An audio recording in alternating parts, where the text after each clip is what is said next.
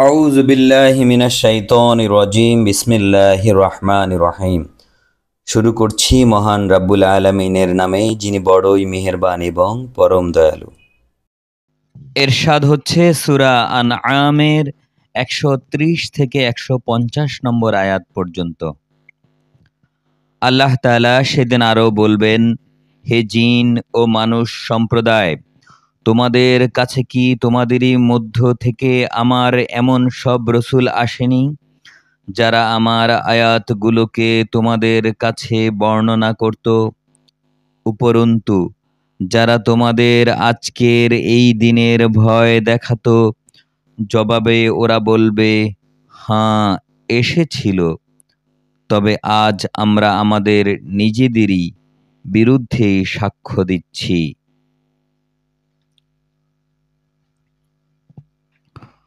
মূলত দুনিয়ার জীবন এদের প্রতারিত করে রেখেছিল।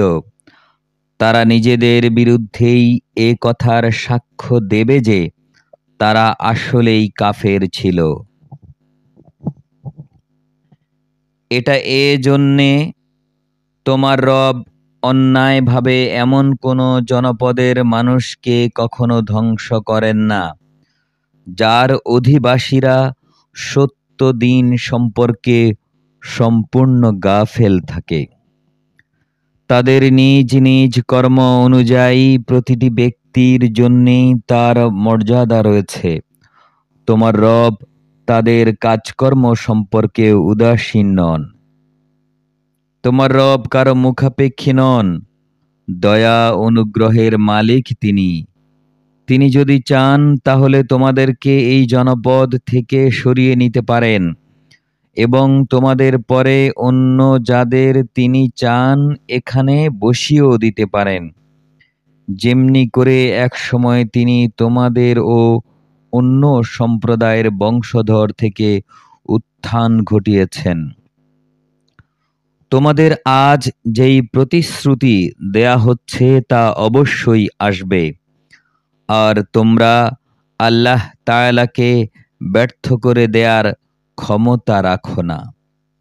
হে নবী, তুমি বলো, হে আমার জাতি, তোমরা নিজ নিজ জায়গায় কাজ করে যাও, আমিও আমার করণীয় করে যাব। অচিরেই তোমরা জানতে পারবে কার জন্যে পরিণামের জান্নাতের ঘরটি নির্দিষ্ট রয়েছে। নিঃসন্দেহে জালেমরা কখনো সাফল্য লাভ করবে না। স্বয়ং আল্লাহ তাআলা যে শস্য উৎপাদন করেছেন এবং গবাদি পশু সৃষ্টি করেছেন, এই মূর্খ ব্যক্তিরা তারই এক অংশ আল্লাহর জন্যে নির্দিষ্ট করে রাখে এবং নিজেদের খেয়াল খুশি মতো এ কথা বলে যে এ অংশ হচ্ছে আল্লাহর জন্য আর এ অংশ হচ্ছে আমাদের শরীক দেবতাদের জন্য। অতঃপর যা তাদের দেবতাদের জন্য রাখা হয় তা আল্লাহর কাছ পর্যন্ত পৌঁছায় না, যদিও আল্লাহর নামে রাখা অংশ শেষতক তাদের দেবতাদের কাছে গিয়েই পৌঁছে। কত নিকৃষ্ট তাদের এই বিচার! এভাবে বহু মুশরিকের ক্ষেত্রেই তাদের শরীক দেবতারা তাদের আপন সন্তানদের হত্যা করার জঘন্য কাজটিকেও একান্ত শোভনীয় করে রেখেছে। এর দ্বারা সে আসলে তাদের ধ্বংসই সাধন করতে চায় এবং তাদের গোটা জীবন বিধানকেই তাদের কাছে সন্দেহের বিষয়ে পরিণত করে দিতে চায়। অবশ্য আল্লাহ তাআলা চাইলে তারা এ কাজ তুমি তাদের ছেড়ে দাও, মিথ্যা রচনা নিয়ে থাকতে দাও। তারা বলে, এসব গবাদি পশু এবং খাদ্যশস্য নিষিদ্ধ তালিকাভুক্ত। আমরা যাকে চাইব সে ছাড়া অন্য কেউ তা খেতে পারবে না। এটা তাদের মন গড়া একটা ধারণা মাত্র। তারা মনে করে কিছু গবাদি পশু আছে যার পিঠ আরোহণ কিংবা মাল সামান রাখার জন্যে নিষিদ্ধ। আবার কিছু গবাদি পশু আছে যার উপর জবাই করার সময় তারা আল্লাহর নাম স্মরণ করে না। আল্লাহর ওপর মিথ্যা আরোপ করার উদ্দেশ্যেই তাদের এসব অপচেষ্টা। অচিরেই তিনি তাদের এই মিথ্যাচারের জন্যে তাদের যথাযথ প্রতিফলন দান করবেন। তারা বলে, এসব গবাদি পশুর পেটে যা কিছু আছে তা শুধু আমাদের পুরুষদের জন্যই নির্দিষ্ট এবং আমাদের মহিলা সাথীদের জন্যে তা হারাম। তবে যদি এ পশুর পেটে মরা কিছু থাকে তাহলে তাতে তারা নারী পুরুষ উভয়ই সমান অংশীদার। আল্লাহ তাআলা অতি শীঘ্রই তাদের এই ধরনের উদ্ভট কথা বলার প্রতিফলন দান করবেন।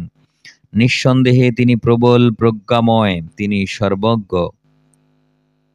যারা নির্বুদ্ধিতা ও অজ্ঞতার বশবর্তী হয়ে নিজেদের সন্তানদের হত্যা করল এবং আল্লাহ তাআলা তাদের যে রিজিক দান করেছেন তা নিজেদের ওপর হারাম করে নিল এবং আল্লাহ তাআলার ওপর মিথ্যা আরোপ করল, তারা দারুণভাবে ক্ষতিগ্রস্ত হয়ে গেল। তারা পথভ্রষ্ট হয়ে গেল। এরা কখনো সৎ পথের অনুসারী ছিল না। তিনি মহান আল্লাহ তাআলা, যিনি নানা প্রকারের উদ্যান বানিয়েছেন, কিছু লতা গুল্ম যা কোনো কাণ্ড ছাড়াই মাচানের ওপর তুলে রাখা হয়েছে, আবার কিছু গাছ যা মাচানের ওপর তুলে রাখা হয়নি, স্বীয় কাণ্ডের ওপর এমনি দাঁড়িয়ে আছে।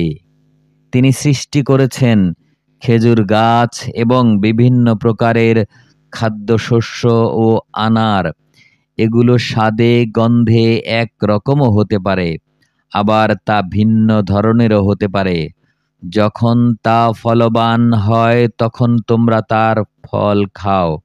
তোমরা ফসল তোলার দিনে যে বঞ্চিত তার হক আদায় করো। কখনো অপচয় করো না। নিঃসন্দেহে আল্লাহ তাআলা অপচয়কারীদের পছন্দ করেন না।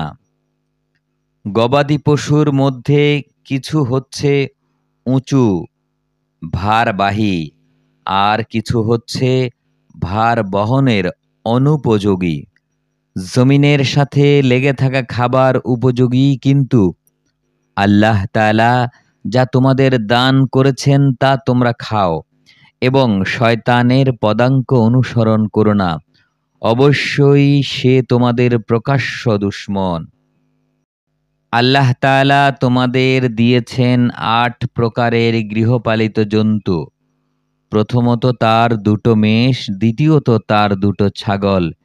হে মুহাম্মদ, তুমি তাদের জিজ্ঞেস করো, এর নর ২টো কিংবা মাদি ২টো, অথবা তাদের মায়েরা যা কিছু পেটে রেখেছে তার কোনোটি কি আল্লাহ তাআলা তোমাদের জন্যে হারাম করেছেন? তোমরা আমাকে প্রমাণ সহ বলো, যদি তোমরা সত্যবাদী হও। তৃতীয়ত ২টো উট, চতুর্থ ২টো গরু। এর নর ২টো কিংবা মাদি ২টো কি আল্লাহ তাআলা হারাম করেছেন? অথবা এদের উভয়ের মায়েরা যা কিছু পেটে রেখেছে তা কি তিনি তোমাদের জন্য হারাম করেছেন? আল্লাহ তাআলা যখন তোমাদের এই হারামের আদেশ দিয়েছিলেন তখন তোমরা কি সেখানে উপস্থিত ছিলে? অতঃপর তার চাইতে বড় জালেম আর কে হতে পারে, যে মানুষকে গোমরাহ করার জন্যে অজ্ঞতাবশত আল্লাহর নামে মিথ্যা আরোপ করে। নিশ্চয়ই আল্লাহ তাআলা জালেম সম্প্রদায়কে সঠিক পথ দেখান না।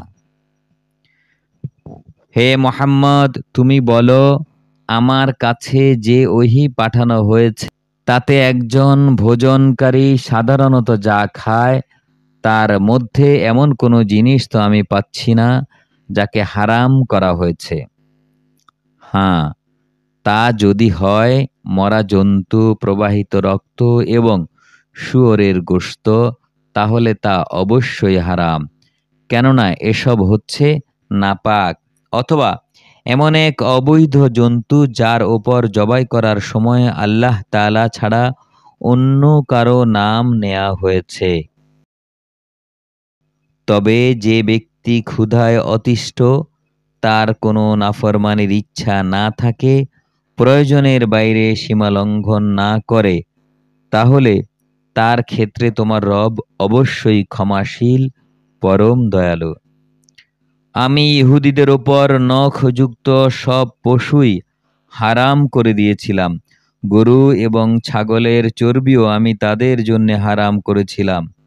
তবে জন্তুর চর্বি যা কিছু তাদের উভয়ের পিঠ, আঁত কিংবা হাড়ের সাথে জড়ানো থাকে তা হারাম ছিল না। এভাবে এগুলোকে হারাম করে আমি তাদের অবাধ্যতার জন্যে তাদের শাস্তি দিয়েছিলাম। নিঃসন্দেহে আমি সত্যবাদী। যদি তারা তোমাকে মিথ্যাবাদী বলে, তাহলে তুমি বলো, অবশ্যই তোমাদের রব বিশাল দয়ার আধার। তবে অপরাধী সম্প্রদায়ের ওপর থেকে তার শাস্তি কারো পক্ষেই ফেরানো সম্ভব নয়। অচিরেই এই মুশরিক লোকগুলো বলতে শুরু করবে, যদি আল্লাহ তাআলা চাইতেন তাহলে আমরা ও আমাদের পূর্বপুরুষরা শিরক করতাম না। না, এভাবে আমরা কোনো জিনিস নিজেরা হারাম করে দিতাম। তুমি বলো, এর আগেও অনেকে এভাবে আল্লাহর আয়াত অস্বীকার করেছে। অস্বীকার করতে করতে তারা আমার শাস্তির স্বাদও ভোগ করেছে।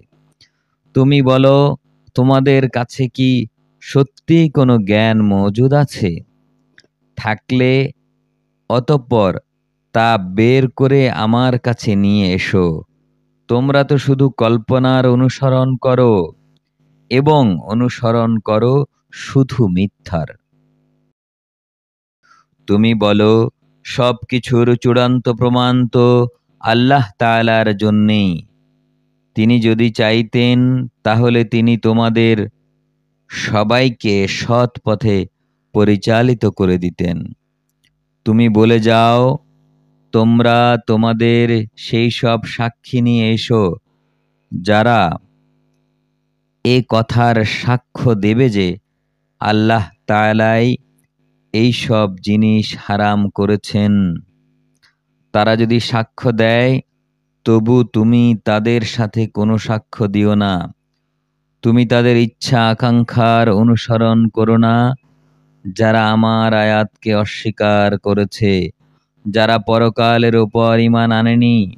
সর্বোপরি তারা অন্য কিছুকেই তাদের মালিকের সমকক্ষ মনে করে। মহান আল্লাহ যা বলেছেন সত্য বলেছেন।